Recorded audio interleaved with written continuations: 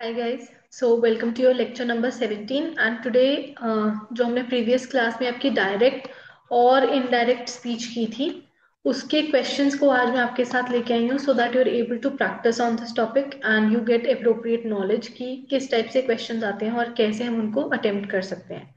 So basically मैं दो set of questions लेके आई हूँ। एक वो जिसमें आपको डायरेक्टली नरेशन का फॉर्म चेंज करना होगा और दूसरी है फिलअप्स। सो फिलअप्स में क्या है, जो आपको रूल्स मैंने कल सिखाए थे नरेशन के वो यहाँ पे आपके फिलअप्स में काम आएंगे। So if you revised yesterday's class properly या फिर अगर आपने उसको ध्यान से सुना भी है तो आप आज की क्लास में आराम से क्वेश्चंस कर सकते हो, right. So this will be a class basically based on questions only, right? So let's start today's class. So like I told you, आपके आज के टॉपिक्स हैं questions और दूसरा है आपकी डेली vocabulary जिसको मैं रोज आपके साथ लेके आती हूँ। और यू नो द होमवर्क, आपको इसमें से एक वर्ड चूज करके कोई भी अपना फेवरेट वर्ड उसके ऊपर सेंटेंस बना के मुझे कमेंट बॉक्स में कमेंट करके बताना है, राइट। सो दैट मैं समझ सकूं कि आपको कितनी वोकैबुलरी समझ में आ रही है, right. So let's start with questions. Okay, so यहाँ पे आपको जो है वॉइस या फिर नरेशन जो है उसका फॉर्म चेंज करना है डायरेक्ट से इनडायरेक्ट, राइट। तो आपको क्वेश्चन में जो नरेशन दी गई है वो है डायरेक्ट और आंसर में आपको उसका इनडायरेक्ट फॉर्म निकालना है, राइट। और ऑप्शंस भी आपके पास अवेलेबल हैं so you can make use of them. So first question is Maria said it is my car. तो इसका आंसर क्या होगा? चारों ऑप्शंस में से कौन सा ऑप्शन इसका आंसर होगा? Maria said it is my car, इसको आप इनडायरेक्ट नरेशन में चेंज कीजिए। So you can pause for a minute and think about the answer.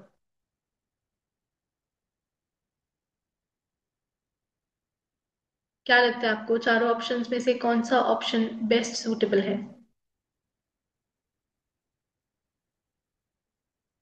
So basically if you see, जो हमें क्वेश्चन में दिया गया टेंस ये है सिंपल प्रेजेंट। एंड जैसे कि मैंने कल आपको रूल्स में पढ़ाया था, आपको इसको सिंपल पास्ट में कन्वर्ट करना है और इन्वर्टेड कॉमर्स को हटाने के लिए हम यूज करेंगे दैट का। So the answer will be fourth option. Maria said that it was her car, it is है, माई कार को इज का सिंपल पास्ट बन जाएगा वॉज, है ना, और इन्वर्टेड कॉमर्स के लिए दैट लगा देंगे। So your answer will be option D in the first question.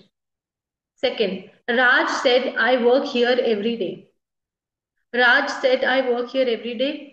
ये भी सिंपल प्रेजेंट है, तो अब आप इसको सिंपल पास्ट में कन्वर्ट करेंगे। अब देखो क्या आएगा इसका answer.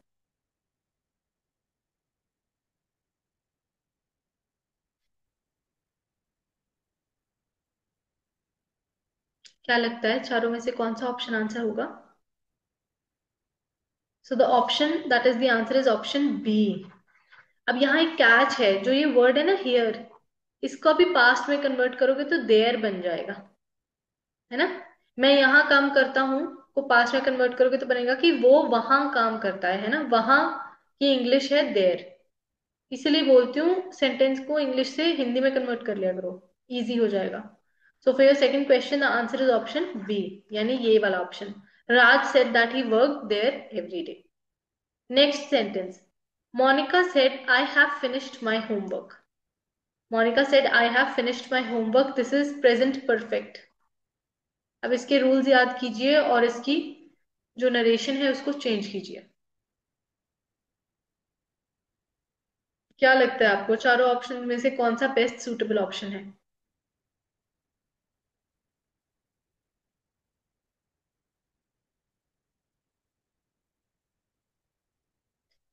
In this case, your answer is option A. Monica said that she had finished her homework. तो प्रेजेंट परफेक्ट को आपको पास्ट परफेक्ट में चेंज करना होगा, है ना। तो आई के साथ हैव आता है, लेकिन ये है सिंगुलर ही।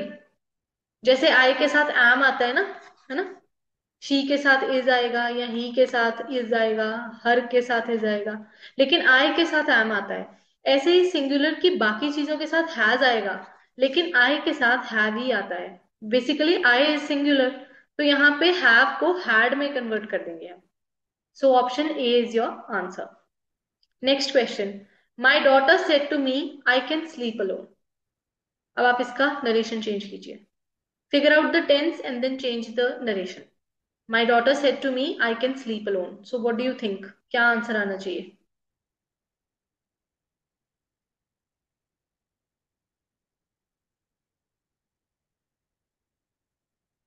अब यहाँ पे आपके दिमाग में एक चीज आनी चाहिए थी, जहां कैन लिखा है ना, इसको चेंज करके आपको कुड में कन्वर्ट करना है। तो सबसे पहले जहां वॉल्यूम नरेशन में कैन ही आ गया नीचे, ये तो ऑप्शन होगा नहीं, है ना। सेकेंड ऑप्शन में भी शी कैन, ये भी आंसर नहीं होगा।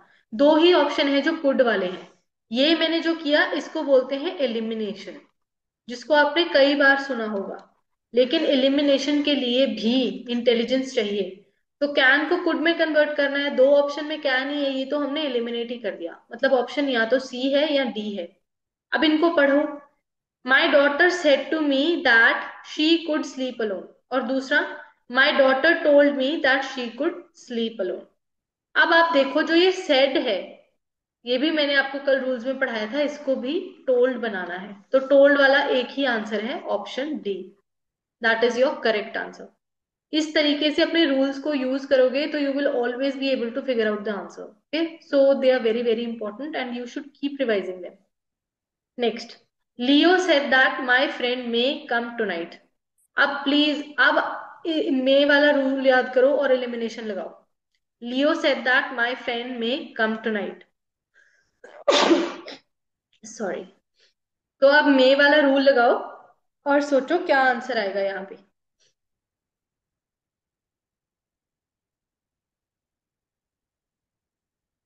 अब देखो, इतना आसान मैंने आंसर रखना होता, ऊपर ही मैंने आपको सिखाई एलिमिनेशन, और नीचे आपको आंसर इतनी जल्दी फिगर आउट हो जाए, ऐसा थोड़ी होगा।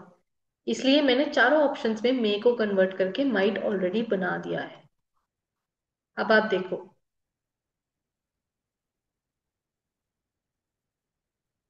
क्या आएगा answer.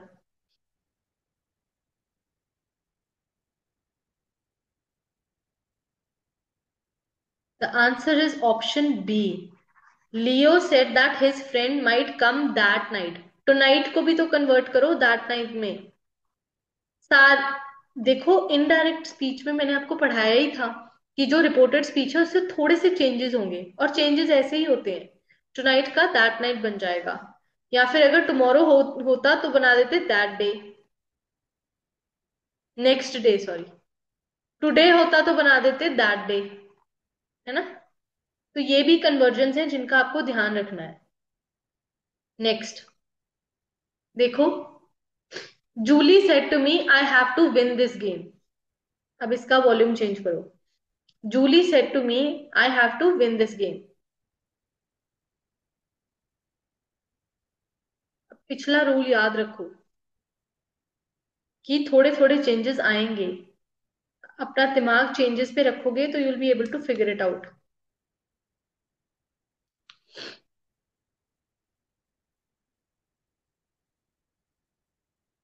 Answer is option B. Julie told me that she had to win that game. This game को कन्वर्ट करोगे तो दैट गेम बन जाएगा ना। मुझे ये गेम जीतनी है, तो उसको वो गेम जीतनी थी, दैट बन जाएगा। ठीक है, answer is option B. Next, he said I am a man.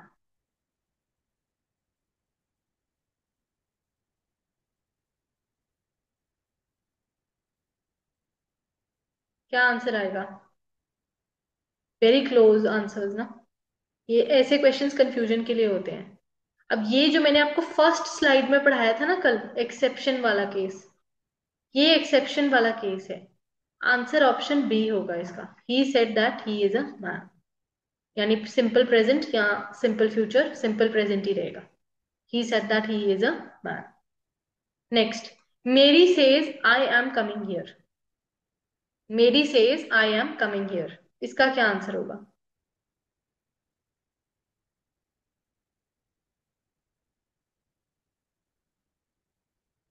क्या आंसर आना चाहिए? सेम ऊपर वाला rule.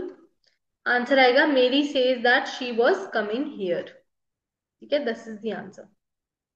Next, my brother said I went to school yesterday। तो इसकी नरेशन चेंज होके क्या बनेगी?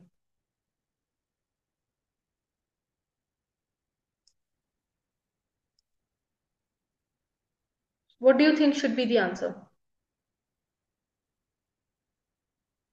अब ये देखो यहाँ पे येस्टरडे लिखा हुआ है। अब येस्टरडे का येस्टरडे तो रहेगा नहीं, तो ये ऑप्शन भी गया। एलिमिनेशन सिखा रही हूँ मैं आपको। अगला ऑप्शन देखो, my brother said that he had gone to the school the day after. Yesterday का मतलब होता है वो दिन जो निकल गया, मतलब कि कल जो गुजर गया ना, वो वाला कल। तो डे आफ्टर तो वो कल है जो अभी आएगा। ये भी नहीं आंसर। चौथा ऑप्शन देखो, my brother said that he had gone to school the next day. Next day नहीं, प्रीवियस डे। तीनों एलिमिनेट हो गए और आंसर आपके सामने है ऑप्शन सी। कोई मेहनत लगी इस बात में? लगी। लेकिन ये क्या इतनी मेहनत नहीं थी कि आपको हर ऑप्शन को पढ़ना पड़े। एक चीज को पकड़ो, उसका रूल याद करो और आंसर अपने आप आपके सामने आएगा। आपके सामने है, मैंने यहाँ पे एलिमिनेशन ही यूज किया। ऐसे ही पेपर में एलिमिनेशन लगाना है टाइम बचाने के लिए। Next, Matthew said I will go to school next year. अब इसको चेंज करो, इसकी नरेशन चेंज करो। Matthew said I will go to school next year. इसका क्या आंसर आना चाहिए?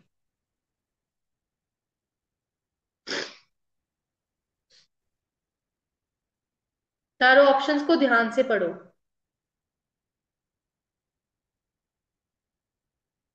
ये ऑप्शन दिख नहीं रहा होगा, अब देख लो।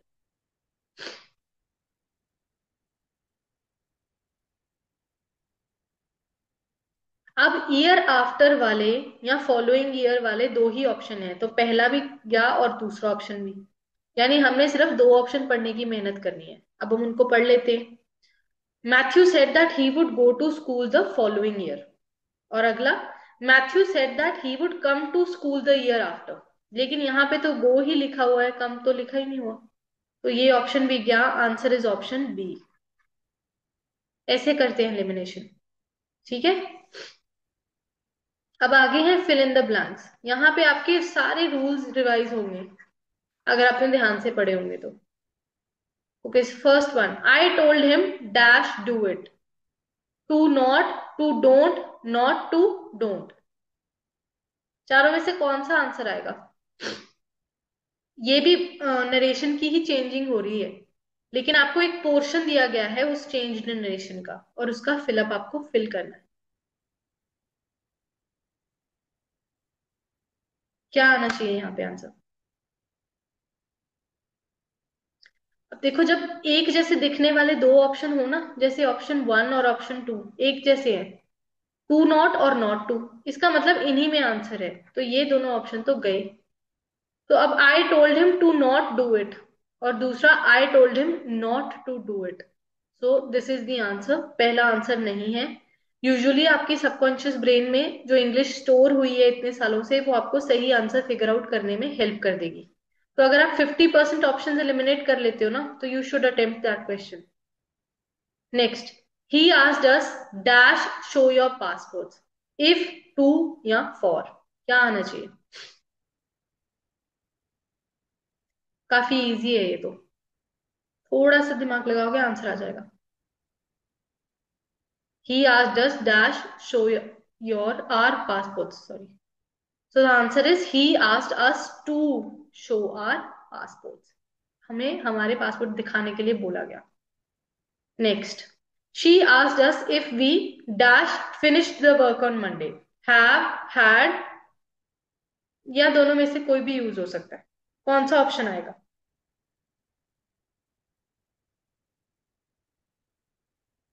सोचो।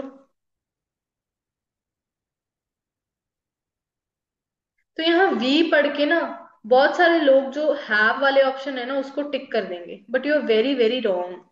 मैं मानती हूँ वी प्लूरल है, लेकिन काम मंडे को फिनिश हो गया, पास्ट हो गया वो। और पास्ट में हैव या हैज को रिप्लेस कौन करता है? हैड। तो ऑप्शन वन और थ्री चूज करने वाले दोनों गलत हैं। हैड आंसर आएगा यहाँ पे। ये आखिरी ऑप्शन तो सरकारी ऑप्शन है, इसको चूज नहीं करना। Next, she asked us dash on time. To be और फॉर बी, दोनों में से कौन सा आंसर आएगा यहाँ पे? These questions are actually very easy. ऐसे ही आते भी हैं एग्जाम्स में। So if you know the rules and if you know the application, questions will become very easy for you. She asked us dash on time. क्या answer आना चाहिए? Answer is option A, to be. She asked us to be on time. For being is wrong. ठीक है। Next, she asked us if she dash leave early, can और could. अभी समझाया मैंने। क्या आंसर आएगा यहाँ पे? ये इनडायरेक्ट स्पीच है जो आपको आंसर दिए गए हैं, तो कैन या कुड में से कौन सा आना चाहिए? अभी मैंने आपको बताया कि कैन डायरेक्ट स्पीच में यूज होता है और कैन का कुड बना देते हैं हम इनडायरेक्ट में, तो आंसर विल बी कुड। ठीक है। Next, they asked me dash going to the party, that I was, if I was. क्या आना चाहिए? आपके हिसाब से क्या आंसर आना चाहिए यहाँ पे? Answer is if I was. They asked me if I was going to the party, यानी उन्होंने मुझसे पूछा कि मैं पार्टी में जा रहा हूं कि नहीं जा रहा। ठीक है। Next, he told me dash my father, phone या to phone. This is the simplest question. Okay, मतलब ये तो आपसे हो ही जाना चाहिए, ये सबसे सिंपल है। Answer is to phone. He told me to phone my father. Phoned नहीं, फोन्ड भी यूज होता है, लेकिन ये this must have been a continuous sentence, तो ये टू फोन माई फादर बन गया। Next, she said that no one dash to the meeting last week, has come या हैड कम।